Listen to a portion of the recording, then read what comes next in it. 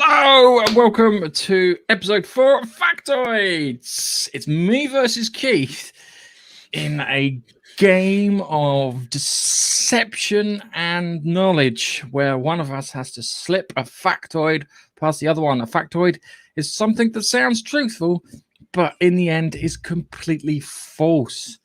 So, Keithy baby, you won last week when I should have ended the game there and then. Oh, did I? Yes, you did. So that means that you go first with your fact or factoid. So, without further ado, it's time we got on to round one.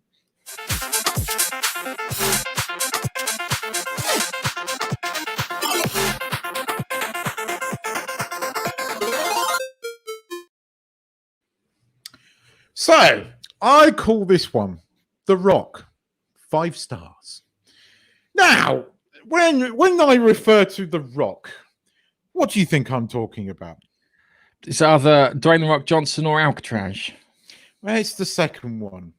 Now then, The Rock was a tough as nails prison where they locked up all of America's dodgiest criminals and general no good people. Or was it? Because in actual fact, truth be told, that it's a Hollywood creation that the Rock was this hard as nails prison where all the prison guards would, drill you like the tough ones and smacking you about and all that. It's complete BS. The Rock was actually quite a medium sort of prison where a lot of inmates would actually request to be sent to The Rock because the conditions were much better than that of a lot of the other jails around America at the time. So yeah, it's a Hollywood creation that the Alcatraz was this hard as nails, tough prison guards and all this. I mean, don't get me wrong, it was still a jail. I mean, it wasn't plush or anything. I might call it 5 stars, but yeah, it's a Hollywood misconception that The Rock was a hard as nails prison. Is that a fact or is that a fiction? I don't know actually. Hang on a second. I think I have. I think I might have a sound for this. Let me just think. Is it fact or fiction?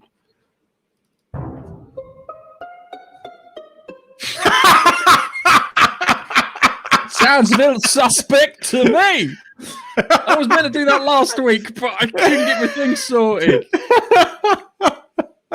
So yeah, I know that there is a French prison which is very similar to Alcatraz, which is worse. It's in one of their colonies. I don't know. See, I know it's where they put all the so we say celebrity prisoners. Yeah, but was that because it was overdone? I mean, jails in America have got pretty bad reputation, but the warden or one of the last wardens of Alcatraz certainly prided himself on the living conditions at Alcatraz. He even went as far as getting really good food and quality checking the food. So inmates were actually all around America requesting to be transferred to The Rock. Okay, I'll wait to see what the other ones are. I've got a feeling I will ask you again and just have another go. Okay, this one is called The Heavenly Bodies, starring Natasha Henstridge from the 1990s. This is Spanish woman claims to own the sun. And I'm not talking about the British newspaper. I'm talking about the actual sun.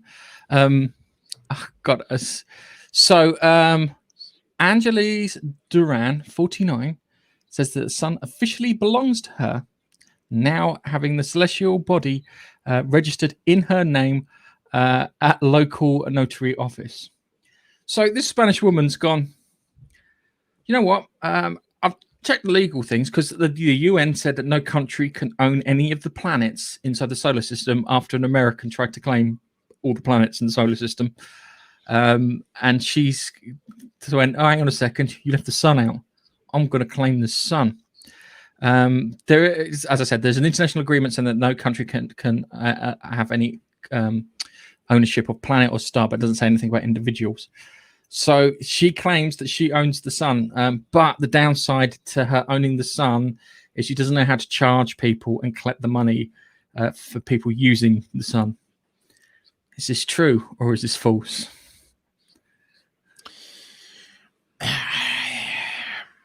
I have a distinct impression that it could be. It might be true, but you could be swapping moons with the sun, and that she might be claiming to own the moon. I know you. You're a tricky dicky. So I'm not sure. I'm going to hold back judgment, but it wouldn't surprise me if that was true. Someone claims to own the sun. Okay. All right. So with that, it's time for round 2.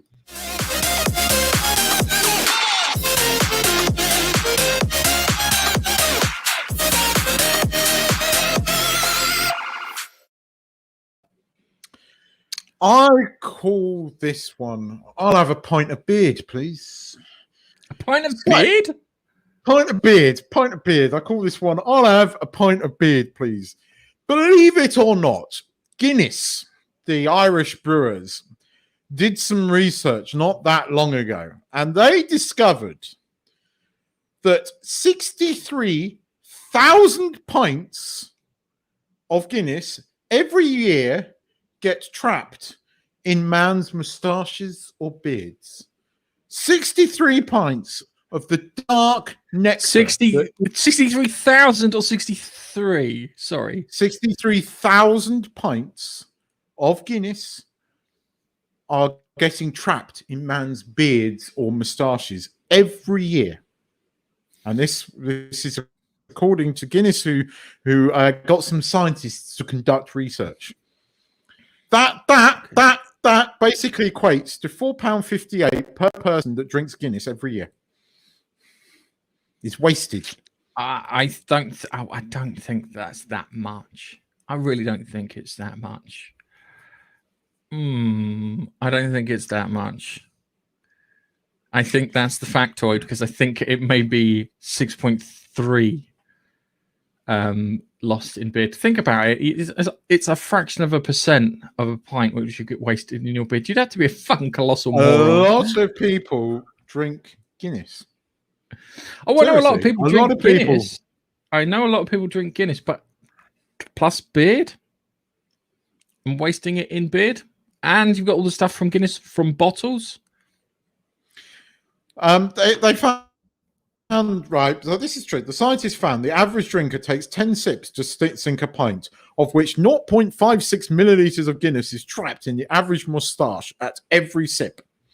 So how many? An estimated 0.56 milliliters of Guinness is trapped in the average moustache at every sip. Half a milliliter for 300 and something 363 milliliters. That's an estimated 63,000 pints. Okay, plus it's the head of Guinness too. And people do this. They go, and clean the beard off. Okay, that does have a whiff. Shall I, you know what? Hang on a second. Let me just, I'll pull face.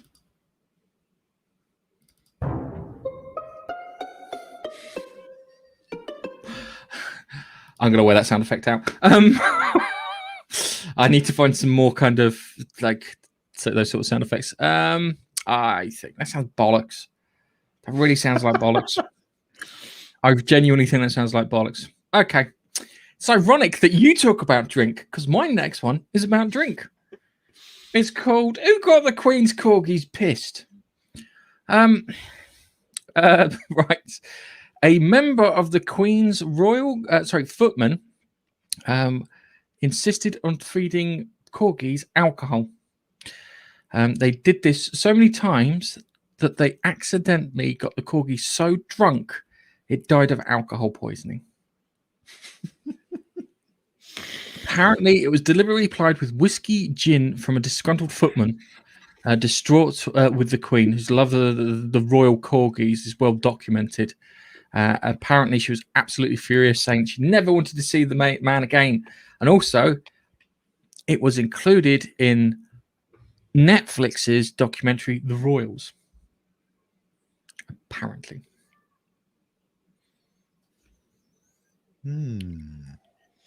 I think that's true. You think that's true? Well, corgis are annoying little shits sometimes, especially if they're not well brought up. Just has have other dogs. You know, I'll just give them some whiskey. Yeah, it does kind of sound. I think that might be true. You think that might be true? Okay, all right. So, woman, time for headlines.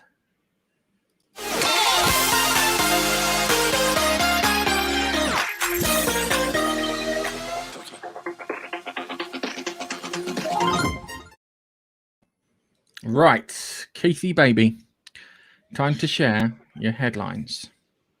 So I have one for you. I have one for you. China may be using the sea to hide its submarines. I had a reaction. It wasn't a laugh. Okay, all right. I will raise you. China using the sea to hide its submarines with Forrest Gimp in black latex spotted staring at traffic, then running through the woods. He can have that one. I knew that one. When you said, I was flicking through the headlines and I saw that one. I went, "That's it. That's the one." Oh no! Ha ha ha! So, woman, who no, he can have it. I'm giving it to you. I'm giving it to you. I'm giving you that one. It's all right, Tony, if you owe me. All right. So, let's move on to our third and final round.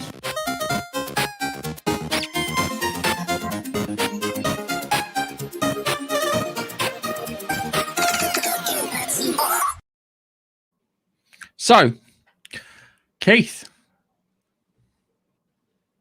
I call this one Swiss Guinea Pigs Lonely Hearts Club. It is now illegal in Switzerland to own a single guinea pig. You cannot do it. If you get caught, you are fined. This is a law. Apparently, guinea pigs are incredibly sociable animals and therefore do not like being on their own. And so the Swiss, being the Swiss, the land of chocolate and all that kind of thing, and watches, expensive watches, passed a law that basically said that if you own one guinea pig, you will be fined because that poor guinea pig is so lonely. He's so lonely. So lonely. Is that true? That sounds like a crazy law, like not being able to drink and get drunk in a British pub. That sounds the most legitimate thing you have said for this entire game. So, I say it's fact, good sir. Thank you, Switzerland, for being crazy. Okay, all right. This one's called, what do you mean Margaret Thatcher's never done anything nice for you? Right, Margaret Thatcher started a couple of wars. Well, actually, no, she finished a couple of wars, she didn't start them. And was the inventor, or was on the team that invented soft serve ice cream. So that beautiful soft serve ice cream that you get instead of that hard stuff that you spend ages scraping out. She was responsible for that. She was with a group of scientists who worked for Joe Lyons between 1949 and 1951 that developed emulsifiers for ice creams. So you could have soft serve ice creams. Is this true or is this false? Or did Margaret Thatcher just bring horribleness into the world? I think I know that's true. Okay. Although, give me the fact again. Give me the fact again. Margaret Thatcher invented soft serve ice cream for Joe Lyons between 1949 and 1951. See, I thought it was Mr. Whippy, but are you trying to sneak a sneaky fact past me? I think that's true. I know that she was a chemist. I know she was. Yeah, she was a chemist. I know that she did something with ice cream, but I thought it was Mr. Whippy. But I'm going to go with that. Okay. I'm going to go. All right. So now we are through. We get to the reveal.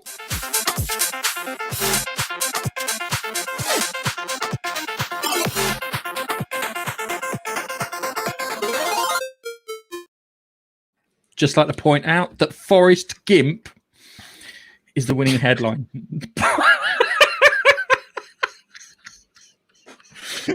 It's true. That's the one. Life is like a box of dildos.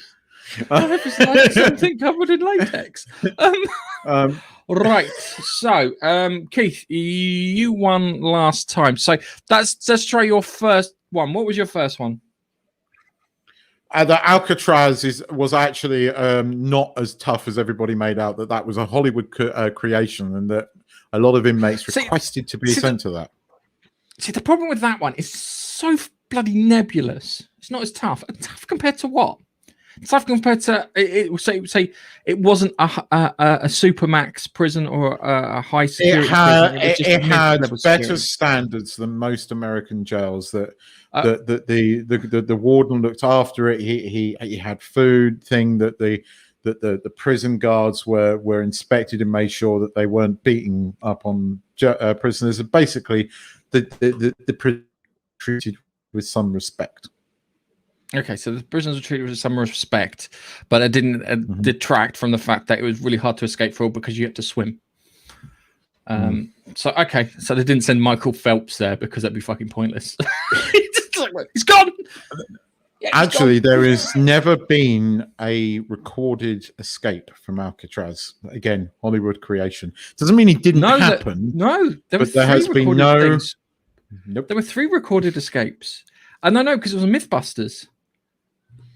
Because they said one of them made a boat to escape with. So they we'll go back into this if you think I'm telling the truth or not. We'll go back there. Anyway, there were no confirmed prison escapes from Alcatraz. And your second one was 63,000 pints of Guinness are wasted a year because they get trapped in man's facial hair. Okay, all right. And then the third one was the crikey, I forgot. It's illegal to own a single guinea pig in Switzerland. Okay, all right. Let's kill the guinea pig one. I think that's a fact. Because I don't think you're inventive enough to create that one of thin air. That's why. Excuse me. Is that one? So number 3 is a fact. Am I right or wrong? Oh, are we doing that one today? Are we? I want to do that one first. Do you like that one? Oh, okay. Yeah. All right, hang on. Let me find the right one. It's a fact.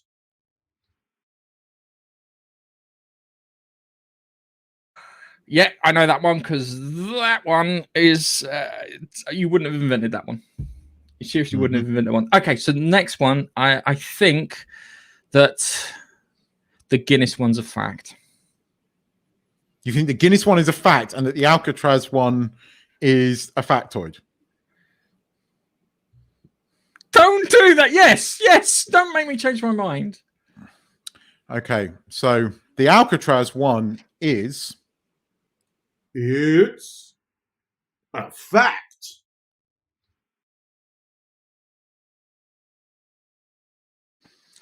So...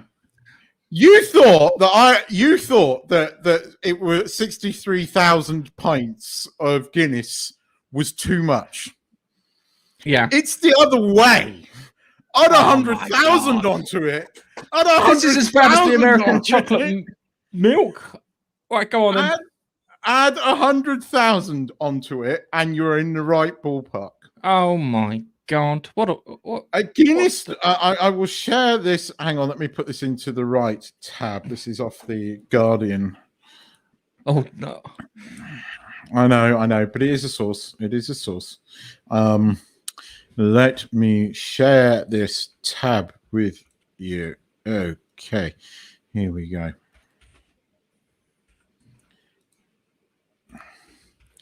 Yeah. Guinness drinkers with moustaches are unknowingly wasting an estimated 162,719 pints every year by trapping it in their facial hair, scientists claimed yesterday. Research commissioned by the brewing company found that the average mustachioed tippler traps 1.5 pints of creamy liquid above their top lip annually, leaving them with an additional moustache tax of up to £4.58. In actual fact, that's now risen because it's more than £5 a pint now. With an estimated 92,370 drinkers with facial hair in the UK, who consume on average 180 pints each year. The total cost of wastage Guinness works out at £423,000. Chocolate milk all over again. Chocolate milk all over again. Yeah. Right. So okay. I will. You're absolutely right about the Switzerland one. It was a crazy law. I didn't know if you'd go for it. You're right. I hadn't come up with anything that inventive. Let me share this now. This is from the History Channel. Okay. So, and let's get rid of that. So, just with this, that there are no confirmed prison escapes from Alcatraz. Share. Press the share button. Oh. It doesn't auto share. I've turned the auto share off because it causes havoc. Okay. There we go. So, there are no confirmed escapes from Alcatraz. A total of 36 inmates put the supposedly escape-proof Alcatraz to the test. Of those, 23 were captured, 6 were shot to death, and 2 drowned. The other 5 went missing. Hold on a second. The definition of captured, did they get outside into the shore? Well, and then get recaptured? But because if that's the case, then... But I will take you down to this one. While Alcatraz was certainly not Club Med, its tough as nails reputation was a bit of a Hollywood creation. The prison's one-man per cell policy appealed to some inmates because it made less vulnerable to attack by fellow jailbirds. Alcatraz's first warden, James A. Johnson, knew poor food was often the cause of prison riots. So he prided himself on serving good food, and inmates could return for as many helpings as they wanted. Inmates who behaved had access to privileges including monthly movies and a library with 15,000 books, which is true because I've seen Alcatraz's library, and 75 popular magazines subscriptions. Overall, some prisoners consider the conditions inside Alcatraz to be more attractive than any other federal prison, and several asked to be moved there. Okay. In actual fact, this was one of the facts. I have others where it was okay. Quite a few. I just want to point out that 3 people escaped Alcatraz and disappeared from the FBI's website. It does say that there were 3 that went missing, but that is not a confirmed escape. So it depends on how you word it. Okay, because I always thought they escaped. We'll argue after. There is evidence. This was something I have heard before. This is why I didn't use it. I didn't use this one. I said it, but I didn't use it as my fact or factoid because I have heard before that there were 3 escapists, and I've also heard there was no escapists. And on several sources, I found that they were using language like no confirmed escapes. Now, confirmed escapes is vastly different to actual escapes. But if 3 people go missing from your prison and never seen again, you've either murdered them or they've escaped and hid very well. So they win. They beat Saddam Hussein for the go hide and seek champion of the 20th century. All right, okay. It's your turn, Keith. I spot it. All right, hit me up with the 3 again. Okay, so Spanish woman claims to own the sun. Queen's staff gets corgi so drunk it dies of alcohol poisoning. Margaret Thatcher invented soft serve ice cream for J. Lyons in 1949 to 1951. So I'm going to say I think the corgi one is a fact. So hit me up with that. Yeah. The corgi one's a fact, yeah? It's a fact.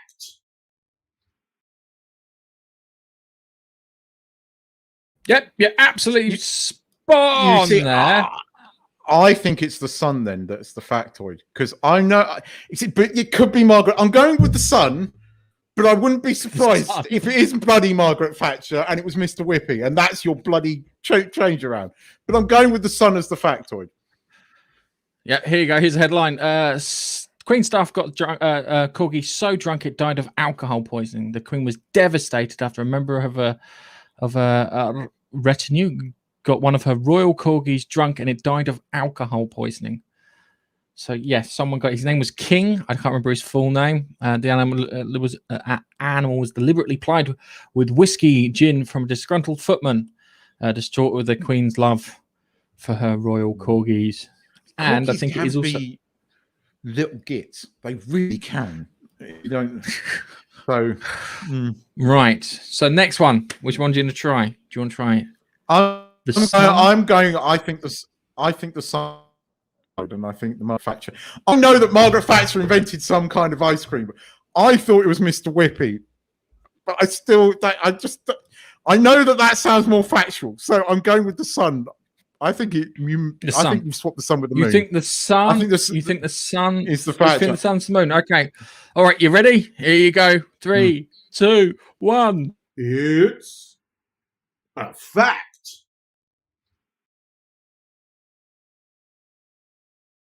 Damn it! You played on. Woman claims to own the sun. Plans to start charging all users. This is a recent one. I like dipping into some of the more recent ones.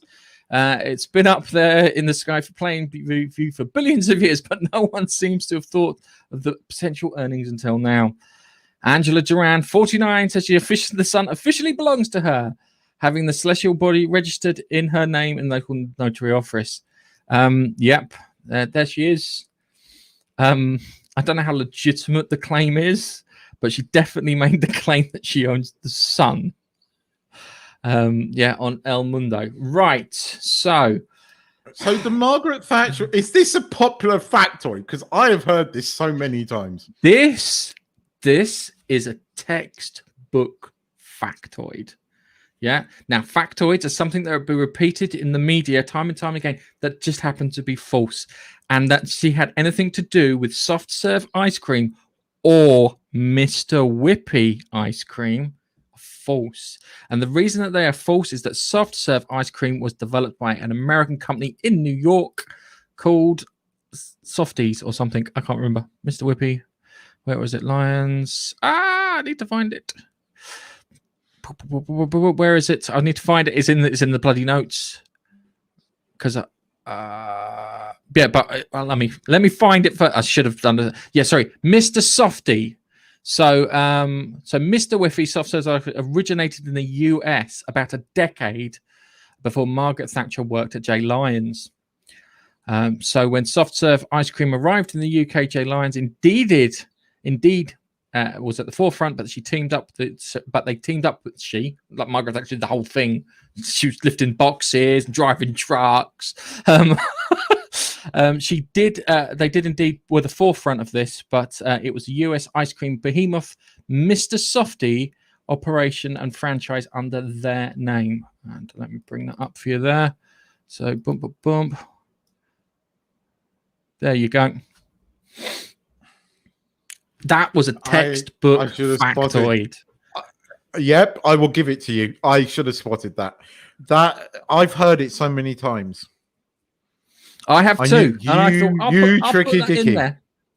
Well, no, because I went right. I got to check because you have to do the check, don't you? Because you come up with them during the week, and then towards the end, when you start putting notes together, is this bollocks? Yeah, I threw two facts, what I thought were facts, away because I couldn't prove them. Funny then, like Mrs. Patterson. And I couldn't prove them. But this one here, I was like, I'll put this one in. No, it was a factoid. I was like, I'm having that one. And on that note, considering you gave me the tiebreaker with Forrest Gump. Yeah, I'll give it to you this week. We are 2-all. We are 2-all for season 1. That was really good. So now that we're finished, we can have a look at the comments. Let's have a look what we got here. So we should be on, as you put in, we should be on soon. James Pond, hello, Bilfer. I'm sure it's Bilfer because it's no time to care. He's getting ready for the new James Bond thing here. Fact or fact fiction? True. And then it's like, only one is fiction. So Santa was explaining the rules. So yes, I won this one this week, and that's it. No more factoids. Thank you very much for watching. I'm the champion, and I will always remain the champion. And that's the way it will be. Keith, wave at the camera like it's a 1990s TV show. Bye.